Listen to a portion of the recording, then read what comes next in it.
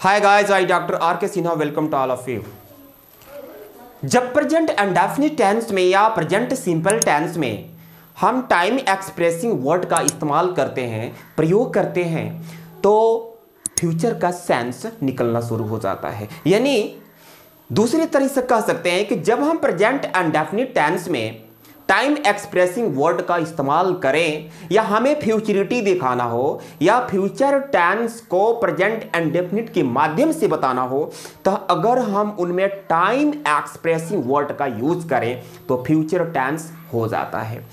Actually ऐसे में present indefinite tense में टाइम एक्सप्रेसिंग वर्ड इस्तेमाल नहीं किया जाता है, लेकिन अगर प्रयोग किया जाए तो फ्यूचर टेंस का वो फॉर्म पकड़ लेता है। कुछ सेंटेंसेस मैं आपके सामने लिखा हूं, अगर आप उसे देखेंगे तो आपको ऐसा लगेगा कि यह तो सेंटेंस गलत लिखा गया है या तो पक्का ये और कुछ अर्थ हो सकता है, लेकिन फ्यूचरिटी दिखाने का प्रयास करूंगा। देखिए कैसे, यहां पर कुछ सेंटेंस है, लिखा है कि न्यू बैच स्टार्ट्स ऑन 22 मार्च। यानी अगर इसे पढ़ करके अर्थ निकाला जाए तो आप अर्थ यही निकालेंगे कि नया बैच शुरुआत होता है 20 मार्च को।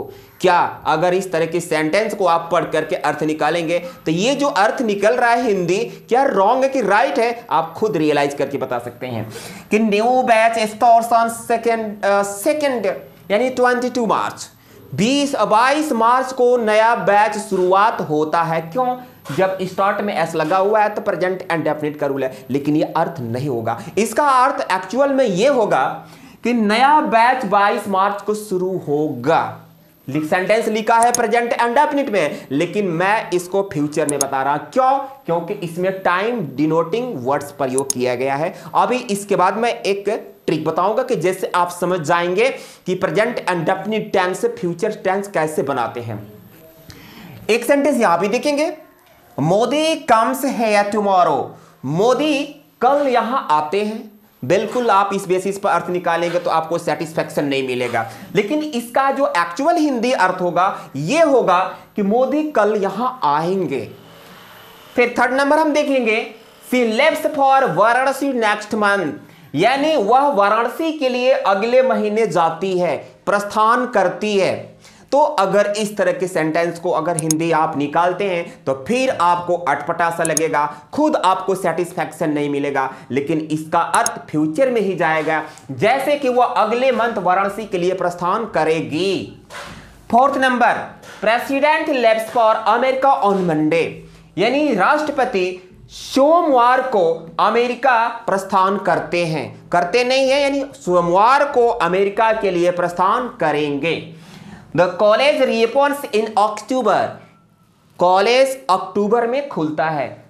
इस तरह के सेंटेंस की जो आप पढ़ेंगे तो आपको लगेगा कि ये हिंदी बिल्कुल रॉन्ग है। नहीं गाइस, रॉन्ग नहीं है। इसका मैं एक ट्रिक बताऊंगा। जब प्रेजेंट इंडेफिनिट टेंस में टाइम एक्सप्रेसिंग वर्ड का प्रयोग कर दिया जाए, यानी टाइम बताने वाले शब्द का, टाइम एक्सप्रेसिंग वर्ड का मतलब टाइम बताने वाले शब्द जब हम प्रयोग कर देते हैं प्रेजेंट इंडेफिनिट टेंस में, तो ता ते ती न होकर के हिंदी सेंटेंस के लास्ट में गा गे गी यानी फ्यूचर टेंस का सेंस निकलता है। जैसे आपको देखना है कि next day, next week, next month, next year, यानी अगले दिन, अगले सप्ताह, अगले महीने, अगले साल। On Monday, on Tuesday, on Wednesday, यानी जो भी हमारे दिन हैं तो उनके पहले, जैसे सोमवार को, मंगलवार को, बुधवार को। उसी तरह से कोई मंथ हो, मंथ के पहले आर्टिकल और प्रेपोजिशन अगर इनका प्रयोग करते हैं, जैसे अक्टूबर में, मार्च में, सितंबर में, तो आप इस बेसिस पर समझ जाएंगे कि ये फ्यूचर टेंस का सेंस निकलेगा। इस पर फ्यूचर टेंस का सेंस निकलेगा कब? जब इनका प्रयोग हम प्रेजेंट इंडेफिनिट में करेंगे तब। यानी एक तरीके से भी कहा जाए कि आप बिना विल और शैल का प्रयोग किए फ्यूचर टेंस प्रयोग कर सकते हैं, फ्यूचर टेंस बना सकते हैं। कैसे?